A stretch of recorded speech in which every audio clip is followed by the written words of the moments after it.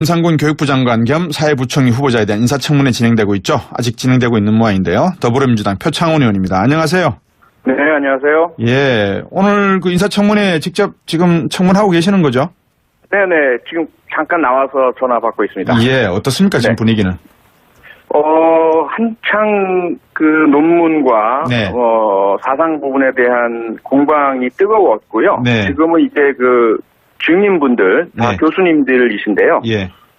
증인 신문 시간이라서 상당히 예. 좀 차분하게 교수님들의 그 전문적인 견해 듣고 있습니다. 네.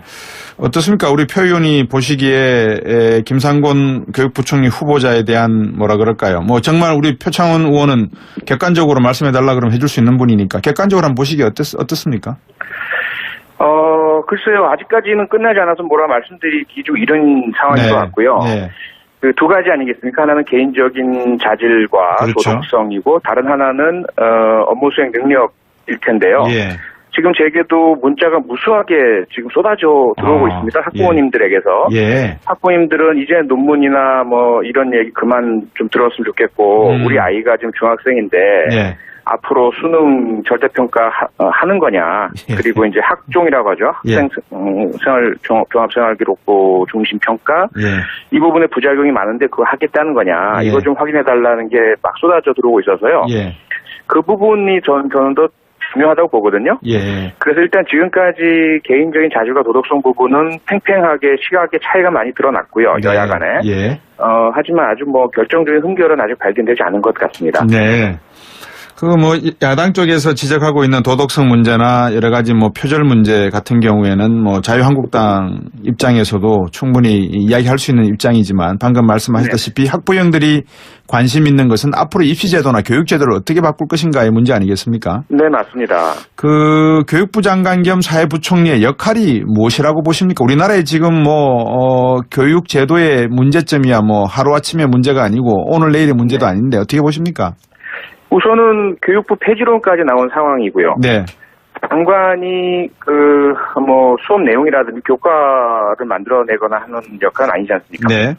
그래서 무엇보다도 교육 주체들, 학부모님들과 학생들, 교사들, 학교, 이들의 어떤 주장과 요구, 학교 현장의 현실 이런 것들을 정확하게 파악을 해서 네.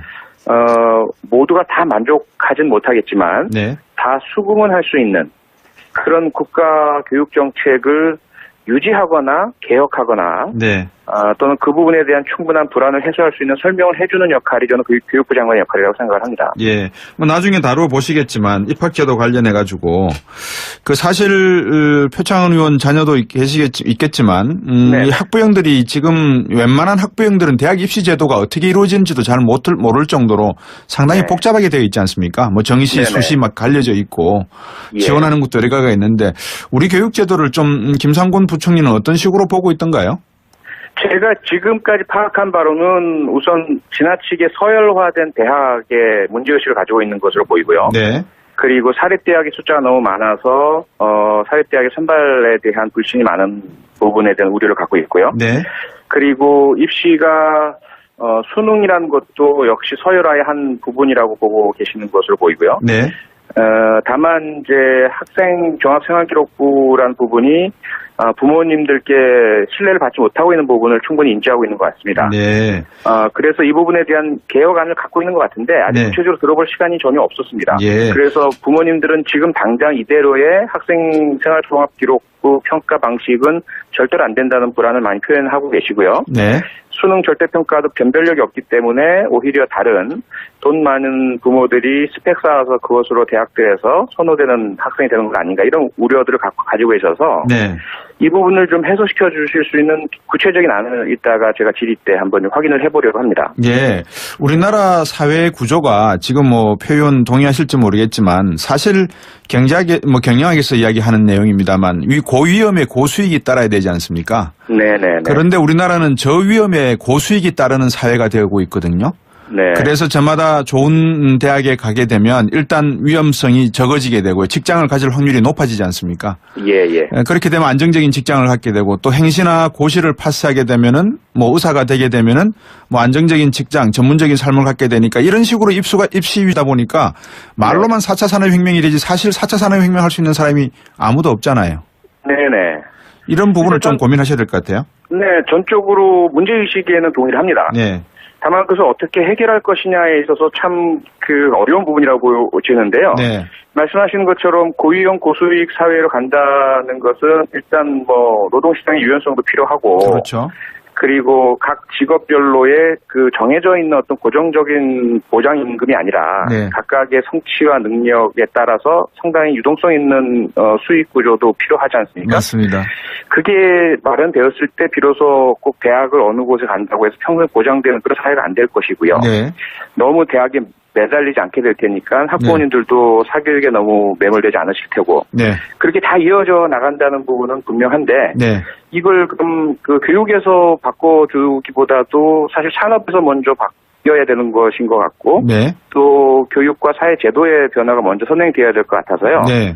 참 어려운 문제로 보입니다. 예. 그런데 김상곤 후보자 같은 경우에 서열화, 대학의 서열화 문제도 말씀하셨고 앞으로 인구가 점점 줄어들다 보니까 이제 대학의 어떤 재정 문제도 상당히 심각해질 건데 네네. 앞으로 대학 교육에 대해서는 어떻게 생각을 하고 계십니까? 서열화를 어떻게 개정하시겠다는 겁니까? 근데 지금까지 하신 말씀들을 종합해 보면 네. 우선은 국공립 대학 비중을 50% 이상으로 늘려나가고요. 예. 그리고 대학을 지역 권역별로 묶어서 학종 교류 등을 하고 특성화를 하고요. 네.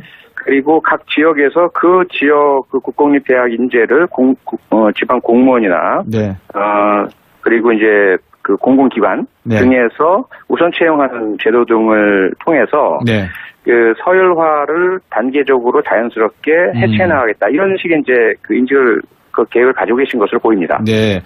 나는 자본주의 경영학자다라고 이념 편향에 대해서 대응을 하셨는데 네. 예, 자본주의 경영학자라는 뜻이 뭡니까? 우선 그 사회주의자냐라는 그 이념 공격이 많다 보니까 네. 그에 대한 대응이신 것 같고요. 네. 경영학이라는 개념 자체가 자본주의적인 개념 아닙니까? 네. 네, 기업을 일단 사적 소유, 사기업과 시장 자율이라는 전제 하에서의 경영학이니까요. 네. 네, 그러다 보니까 이제 경영학과를 졸업했고 경영학 석사 박사학위를 취득하고 네. 경영학에 대한 연구를 해왔기 때문에 자본주의 경영학자다라는 말씀이신 것 같고요. 네. 다만 이제 야당 자유한국당 측의 공격은 주로 그 사회주의 러시아 소련 네. 등에 대한 연구를 많이 했고 네. 노동자의 권리 쪽에 초점을 맞춘 그 연구와 발언들, 행동들, 활동들이 많다 보니까 네. 자본주의 체제에 대해서 혹시라도 그 반대하는 것 아니냐 이제 이런 의문들을 많이 제기하신 거죠.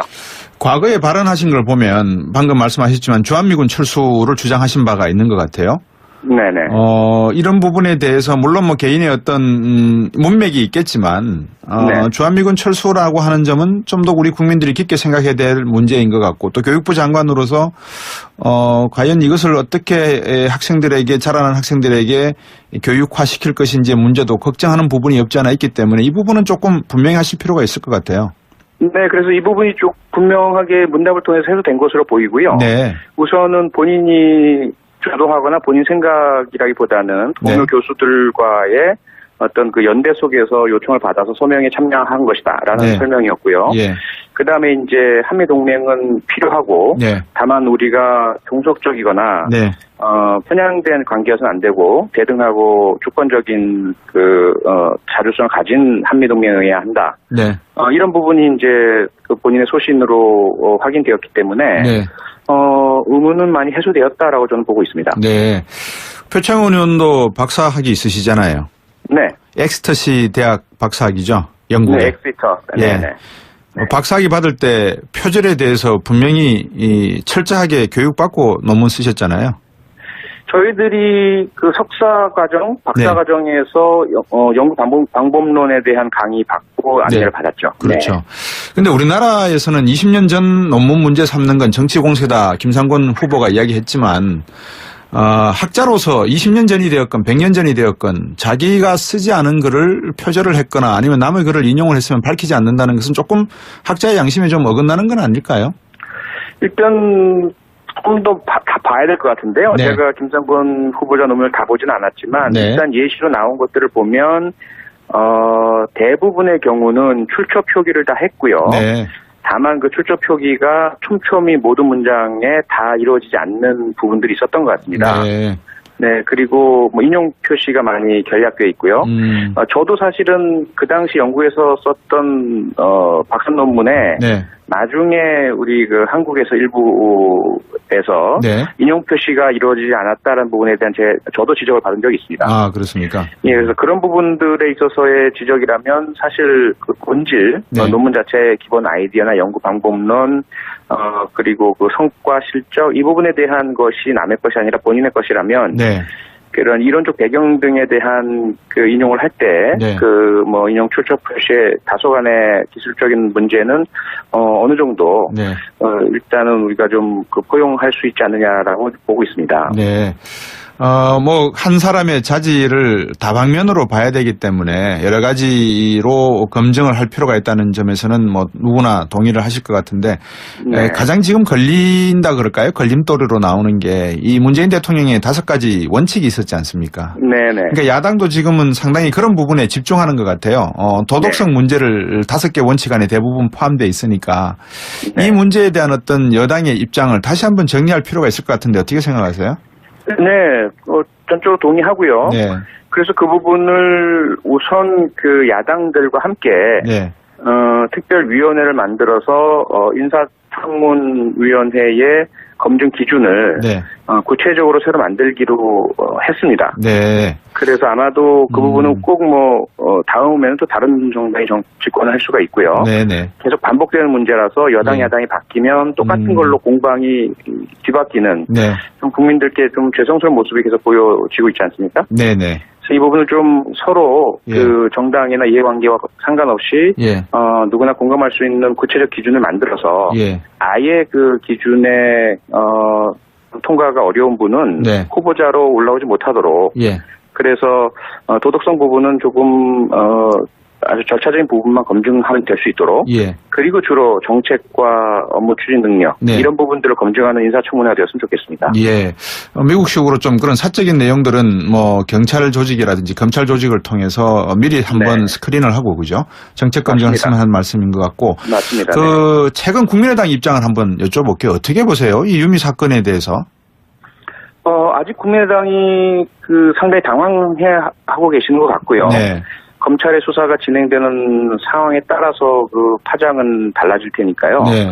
특히 이준서 전 최고위원 같은 경우는 이미 피의자로 전환이 됐고요. 네. 지금 박지원 전 대표에게 문자가 보내졌다라는 것까지 나온 상황이라서 네. 우선 그 지금 이 청문회상에 나와 계시는 국민의당 의원분들이나 네. 제가 알고 있는 의원분들 만나봬도 네. 말을 많이 아끼시고요. 할 말이 아, 없다라는 예. 것과 상당히 좀 참담해하고 네. 힘들어하시는 모습들을 많이 보고 있습니다. 예. 하여튼 지금 우리 정치 상황이 그렇게 녹록지 않은 상황에서 또 문재인 대통령이 미국 가서 협상의 고수라고 하는 트럼프 대통령과 또 정상회담을 하고 있으니까 인사청문회만이라도 좀 투명하고 바르게 잘 해주시길 부탁드리겠습니다. 네, 최선 다하겠습니다. 예, 오늘 말씀 감사합니다. 네, 고맙습니다. 네, 국회 교육문화체육관광위원회 표창원 더불어민주당 의원이었습니다. 김상곤 교육부 장관 겸 사회부총리 후보자에 대한 인사청문회 진행되고 있죠. 아직 진행되고 있는 모양인데요. 더불어민주당 표창원 의원입니다. 안녕하세요. 네, 안녕하세요. 예, 오늘 그 인사청문회 직접 지금 청문하고 계시는 거죠? 네네, 지금 잠깐 나와서 전화 받고 있습니다. 예, 어떻습니까, 지금 네. 분위기는? 한창 그 논문과, 네. 사상 부분에 대한 공방이 뜨거웠고요. 네. 지금은 이제 그 증인분들, 다 네. 교수님들이신데요. 예, 증인 신문 시간이라서 상당히 예. 좀 차분하게 교수님들의 그 전문적인 견해 듣고 있습니다. 네. 어떻습니까? 우리 표 의원이 보시기에 김상곤 교육부총리 후보자에 대한 뭐라 그럴까요? 정말 우리 표창원 의원은 객관적으로 말씀해달라 그러면 해줄 수 있는 분이니까 객관적으로 한번 보시기에 어떻습니까? 글쎄요. 아직까지는 끝나지 않아서 뭐라 말씀드리기 좀 이런 상황인 네. 것 같고요. 네. 그 두 가지 아니겠습니까? 하나는 개인적인 자질과 그렇죠. 도덕성이고 다른 하나는 업무 수행 능력일 텐데요. 예. 했는데 우리 교육 제도를 좀 김상곤 부총리는 어떤 식으로 보고 있던가요? 제가 지금까지 파악한 바로는 우선 지나치게 서열화된 대학의 문제의식을 가지고 있는 것으로 보이고요. 네. 그리고 사립대학의 숫자가 너무 많아서 사립대학의 선발에 대한 불신이 많은 부분에 대한 우려를 갖고 있고요. 네. 그리고 입시가 수능이라는 것도 역시 서열화의 한 부분이라고 보고 계시는 것으로 보이고요. 네. 다만 이제 학생 종합생활기록부라는 부분이 부모님들께 신뢰를 받지 못하고 있는 부분을 충분히 인지하고 있는 것 같습니다. 네. 그래서 이 부분에 대한 개혁안을 갖고 있는 것 같은데 아직 네. 구체적으로 들어볼 시간이 전혀 없었습니다. 예. 그래서 부모님들은 지금 당장 이대로의 학생생활종합기록부 평가 방식은 절대로 안 된다는 불안을 많이 표현하고 계시고요. 네. 수능 절대평가도 변별력이 없기 때문에 오히려 다른 돈 많은 부모들이 스펙 쌓아서 그것으로 대학들에서 선호되는 학생이 되는 건 아닌가 이런 우려들을 가지고 계셔서 네. 이 부분을 좀 해소시켜 주실 수 있는 구체적인 안을 지금 제게도 문자가 무수하게 지금 쏟아져 들어오고 있습니다. 학부모님들에게서. 예. 학부모님들은 이제 논문이나 뭐 이런 얘기 그만 좀 들었으면 좋겠고 우리 아이가 지금 중학생인데 예. 앞으로 수능 절대평가 하는 거냐. 예. 그리고 이제 학종이라고 하죠. 예. 종합생활기록부 중심평가. 예. 이 부분에 부작용이 많은데 그거 하겠다는 거냐. 예. 이거 좀 확인해달라는 게 막 쏟아져 들어오고 있어서요. 예. 그 부분이 저는 더 중요하다고 보거든요. 예. 그래서 일단 지금까지 개인적인 자질과 도덕성 부분은 팽팽하게 시각의 차이가 많이 드러났고요. 네. 여야 간에. 예. 하지만 아주 뭐 결정적인 흠결은 아직 발견되지 않은 것 같습니다. 네.